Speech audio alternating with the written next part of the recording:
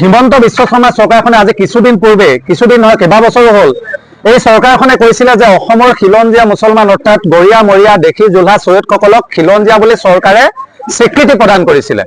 আৰু তাৰ পাছতে আমি অসম চৰকাৰক গুৱাহাটী চচলত প্ৰতিবাদ সাব্যস্ত কৰিবলৈ এখন মেমৰেণ্ডাম দিছিলো যে অসমৰ খিলঞ্জীয়া মুছলমান অৰ্থাৎ গৰিয়া মৰিয়া দেশী জোলহা আৰু চৈয়দসকলৰ একাংশই ডি ভোটাৰ নামত হাৰাশাস্তিৰ সন্মুখীন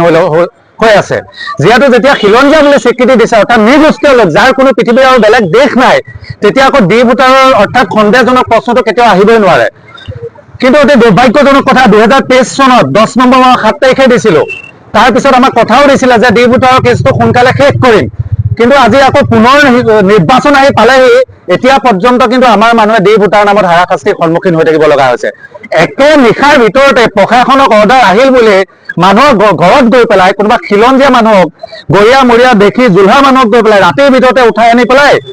বাংলাদেশ বৰ্ডাৰৰ ইপাৰে থৈছে আকৌ পিছদিনাখন উভতাই আনি চমজাই দিছে বোলে আমাৰ ভুল হৈছিলে আচলতে এইবিলাক যে এখন বাংলাদেশী খেদাৰ নামত যে এখন নাটক হৈ আছে সেই কথাটো স্পষ্ট হৈ গৈছে আমাৰ কথা স্পষ্ট অসম তথা ভাৰত বাংলাদেশী মুক্ত হ'ব লাগিব এজনো বাংলাদেশী অসম আৰু ভাৰতত থাকিব নালাগিব 1971 চনৰ 24 মাৰ্চ যি ভিত্তিবৰ্ষ আছিলে তাৰ পাছত অহা সকলোৱে হিন্দু মুছলমান খ্ৰীষ্টিয়ান জৈন শিখ পাৰ্চী সকলো বাংলাদেশৰ বৰ্ডাৰ ইফালে যাব লাগিব আৰু যদি অসম চৰকাৰ ভাৰত চৰকাৰে নোৱাৰে যদি নাটক কৰি থাকে তেতিয়াহ'লে আমাক দায়িত্ব দিয়ক আমি একে নিশাৰ ভিতৰতে ধৰি নি পেলাই বাংলাদেশৰ বৰ্ডাৰ ইপাৰে দলি মাৰি পেলাই দিম কিন্তু বাংলাদেশী খেদাৰ নামত কিন্তু একেটা সময়তে নাটকখনো বন্ধ কৰিব লাগিব স্বদেশীৰ নামত বিদেশীৰ নামত স্বদেশীক কিন্তু হাৰাশাস্তি কৰা বন্ধ কৰিব লাগিব সেই কথাও কিন্তু স্পষ্ট আমাৰ আমচু খিলঞ্জীয়াৰ তৰফৰ পৰা এটা কথা স্পষ্ট যে বিদেশীৰ নামত স্বদেশীক হাৰাশাস্তি কৰিব নোৱাৰিব আৰু দেখা গৈছে এই ডি ভোটাৰৰ কেছবিলাক একাংশ অধিবক্তাই টকাৰ লালচাত বহুত দীঘলীয়া কৰি পেলালে কিছুমান মানুহৰ কেছ বহু মানুহে নিজৰ সম্পত্তি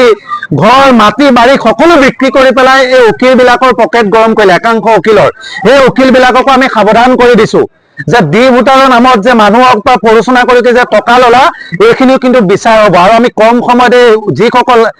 অধিবক্তাই এই মানুহখিনিক ডি ভোটাৰৰ কেছবিলাক সহজ কেছবিলাক দীঘলীয়া কৰি পেলালে তেওঁলোকৰ ওপৰতো কিন্তু আমি কেছ ৰুজু কৰিম সেই কথাও স্পষ্ট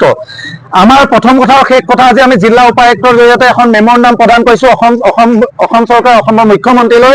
আমি স্পষ্টকৈ লিখিছো যদি আমি খিলঞ্জীয়া তেতিয়াহ'লে আমাৰ ওপৰত ডি ভোটাৰ উঠি যাব লাগে বিনা চৰ্তে উঠিব লাগে যেনেকৈ আন জনগোষ্ঠীৰ ওপৰত ডি ভোটাৰ বিনা চৰ্তে উঠাইছে খিলঞ্জীয়া জনগোষ্ঠীৰ ওপৰত তেনেকৈ আমাৰ ওপৰতো উঠাই দিব লাগে আৰু এনেকৈ যদি বাৰে বাৰে এক্টিং নাটক এই টোপোলা এই টুপি জাপি যদি দি থাকে কিন্তু 2026 সমাগত